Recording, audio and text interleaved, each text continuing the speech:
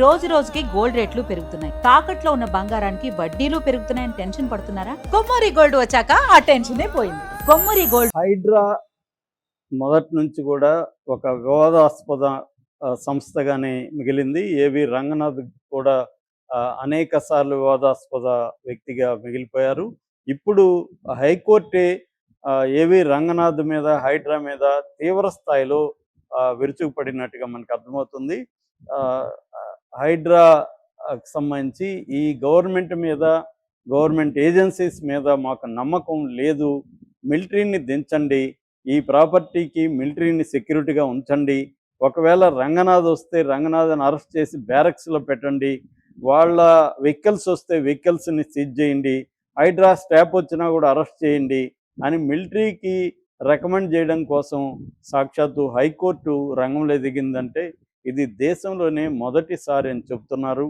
అంటే పోలీస్ వ్యవస్థ మీద, లేకపోతే ఒక స్టేట్ యంత్రాంగం మీద, ఒక రాష్ట్రం యంత్రాంగం మీద నమ్మకం లేదని డైరెక్ట్గా కోర్టు ప్రకటించి మిలిటరీ సహాయం తీసుకోవడానికి రెడీ కావడం అనేది దేశంలోనే ఫస్ట్ టైం. ఎందుకు ఇది జరిగింది? ఈ కేసు ఏంటి? ఎందుకు రంగనాథ్ వివాదాస్పదమైన అధికారిగా ముద్రపడుతున్నాడు? అసలు హైడ్రా ఏం చేస్తుంది హైదరాబాద్లో? ఈ విషయాల గురించి మాట్లాడుకుందాం. సో ఇది 40 ఎకరాలు లోతుకుంట అనే ఏరియా, మల్కాజిగిరి మండల్, మేడ్చల్ మల్కాజిగిరి జిల్లా. ఇక్కడ 40 ఎకరాలు ఉంది. దీని measures Shanta Sriram construction private limited అనే సంస్థ 1995లో ఏర్పడింది. ఈ సంస్థ దీన్ని అధీనంలోకి, అంటే దాన్ని కొనుక్కున్నది 2007లో అని చెప్తున్నారు. Survey number 1 and 2. ఇప్పుడు ఈ సంస్థని మీదకి వాళ్ళన్నీ అక్కడ కన్స్ట్రక్షన్ వర్క్స్ అన్నీ చేసిన తర్వాత హైడ్రా వెళ్ళి దాన్ని అంతా కూలగొట్టేసి సంస్థ ఉద్యోగులంతా బయటికి పంపించేసి దాన్ని తమ అధీనంలోకి తెచ్చుకుంది. దాని మీద మొత్తం పర్మిషన్లు అన్నీ ఉన్నాయి, గవర్నమెంట్ ఏజెన్సీల నుంచి అన్ని పర్మిషన్లు మాకు ఉన్నాయని చెప్పి కోర్టుకు వెళ్ళారు. కోర్టుకు వెళ్ళినప్పుడు కోర్టు దాని మీద స్టే ఇచ్చింది. ఇదంతా కూడా పర్మిషన్లు ఉన్నాయి కాబట్టి హైడ్రా జోలికి పోకూడదన్నారు. అయినా పోయారు. మొత్తం 3 సార్లు ఉల్లంఘన జరిగింది ఈ సేమ్ ప్రాపర్టీలో. జూలై 20న రంగనాథ్ స్వయంగా హైకోర్టుకి వెళ్ళి చేశాడు. కానీ జూలై 21 మళ్ళీ వెళ్ళారని చెప్తున్నారు. మళ్ళీ ఫోటోల్ని అవన్నీ తీసుకొచ్చి మళ్ళీ ఈ సంస్థ కోర్టులో పెట్టారు. దాంతో రంగనాథ్ను హ్యాబిచువల్ అఫెండర్ అని కూడా కోర్టు తీవ్రంగా కామెంట్ చేసింది. అంటే పదే పదే నేరాలు చేసే వ్యక్తి అన్నట్టుగా కూడా కోర్టు కామెంట్ చేసింది. ఆ తర్వాత మళ్ళీ జరిగితే మళ్ళీ వెళ్తే నిన్న కోర్టు ఇక లాభం లేదు, వీళ్ళు పదే పదే ఉల్లంఘిస్తున్నారు, ఒక సింగిల్ ప్రాపర్టీలోనే 3 సార్లు కోర్టు ధిక్కారానికి పాల్పడ్డారు కాబట్టి ఈ గవర్నమెంట్ మీద మాకు నమ్మకం లేదు, last all faith in the state government and it's accessories, అంటే వాటి సంస్థలు అని కోర్టు ప్రకటించిందంటే ఇది చాలా ఘోరమైన విషయం. అంటే ఒక స్టేట్ గవర్నమెంటు స్వయంగా హైకోర్టుని ధిక్కరిస్తే ఇంకా హైకోర్టు ఏం చేయాలి? మామూలుగా మనం హైకోర్టు ఏమన్నా ఆర్డర్ ఇస్తే ప్రభుత్వం దాన్ని అమలు చేస్తుంది. ఇప్పుడు నేను ఒక తప్పు చేసి నేను హైకోర్టును ధిక్కరిస్తే నా మీద చర్య తీసుకోమని హైకోర్టు స్టేట్ యంత్రాంగానికి చెబుతుంది, స్టేట్ యంత్రాంగం నా మీద తీసుకుంటుంది. కానీ స్టేట్ యంత్రాంగమే తప్పు చేసినప్పుడు స్టేట్ యంత్రాంగం మీద ఎవరు తీసుకోవాలి? ఇప్పుడు రంగనాథ్ ఐపీఎస్ ఆఫీసరు, ఆయన హైడ్రాకి హెడ్, ఆయనకే ఒక పోలీస్ స్టేషన్ ఉంది. ఇప్పుడు ఆయనే కోర్టు ధిక్కరణకు పదే పదే, ఇదేం ఫస్ట్ టైం కాదు, గతంలో కూడా ఆయనకి 50,000 లక్ష ఫైన్ కూడా పడింది. ఆయన అరెస్ట్ చేస్తామని కూడా హైకోర్టు చెప్పింది. అలాంటి స్థాయిలో ఆయన పదే పదే ఉల్లంఘిస్తూ ఉంటే ఎవరు దాని మీద చర్య తీసుకోవాలి? స్టేట్ గవర్నమెంట్ తీసుకోవాలి. స్టేట్ గవర్నమెంట్ తీసుకోవట్లేదు. అప్పుడు ఏం చేయాలి హైకోర్టు? ఈ సమస్య ఇప్పుడు హైకోర్టుకు వచ్చింది. ఇది ఒకసారి కాదు. అంటే హైడ్రా ఏం చేస్తుంది? ఏర్పడింది దేనికోసం అని చెప్పారు మనకి. చెరువులు, కుంటలు ఇవన్నీ ఆక్యుపై చేసేసుకున్నారు హైదరాబాద్లో.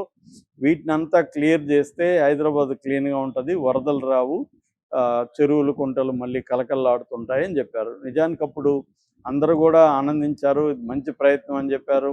రేవంత్ రెడ్డి బ్రహ్మాండమైన నిర్ణయం తీసుకున్నాడు అన్నాడు. ప్రజల్లో కూడా మంచి స్పందన వచ్చింది. దీనికి మద్దతుగా ప్రజలు కూడా ర్యాలీలు లేకపోతే ఆ, ఈ ఒక సంఘీభావ ప్రదర్శనలు కూడా చేశారు.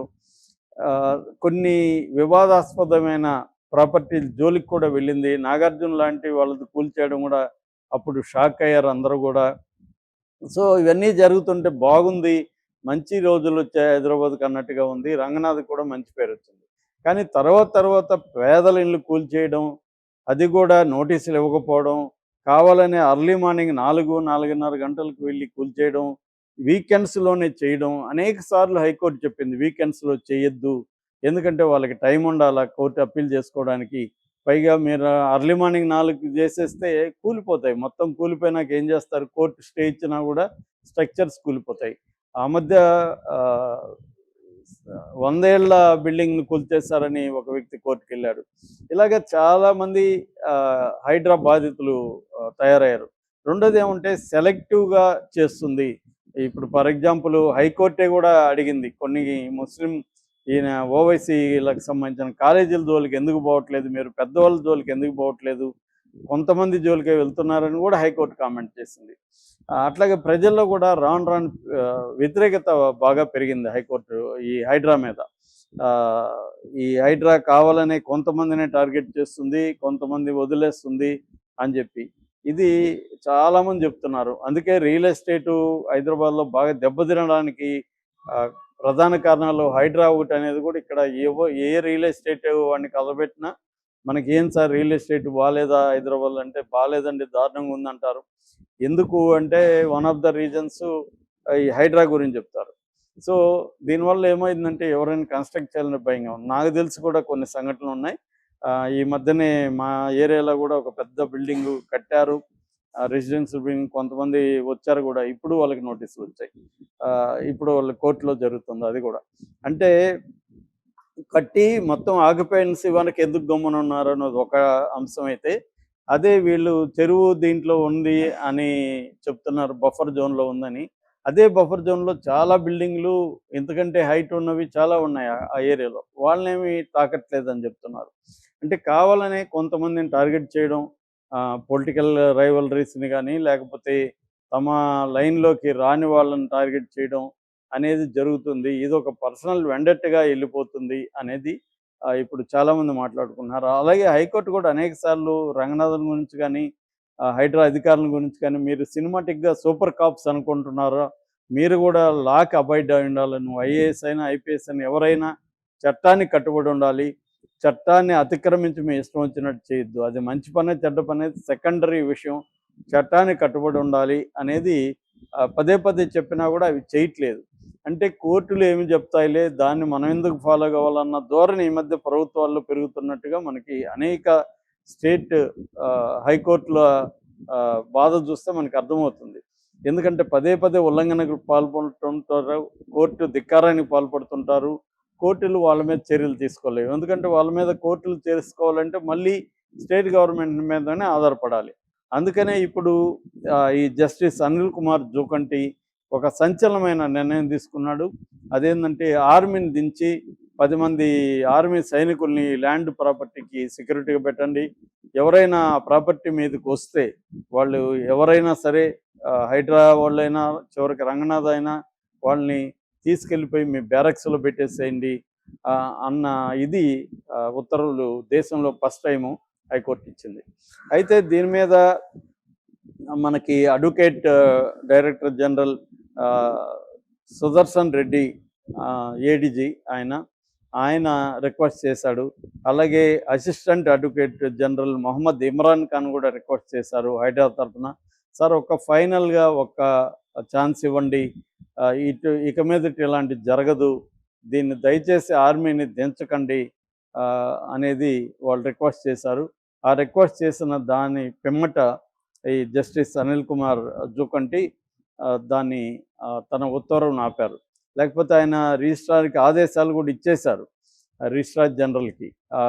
అక్కడ ఎవరు most brigade of the bison division ఉన్నారో వాళ్ళని ఐడెంటిఫై చేసి వాళ్ళకి ఉత్తర్వులు ఇవ్వండి అని కూడా చెప్పేశారు. కానీ అడ్వకేట్ జనరల్ ఇద్దరు కూడా రిక్వెస్ట్ చేసిన మీదట దాన్ని ప్రస్తుతానికైతే ఉపసంహరించుకున్నట్టు తెలుస్తుంది. ఏదేమైనా ఇంత సీరియస్గా హైకోర్టు స్టేట్ గవర్నమెంట్కి సంబంధించిన ఒక ఐపీఎస్ ఆఫీసర్ మీద, ఒక సంస్థ మీద ఇంత తీవ్ర నిర్ణయం తీసుకోవడం అనేది సంచలనంగా మారింది. దేశంలోనే చర్చకి దారితీసింది.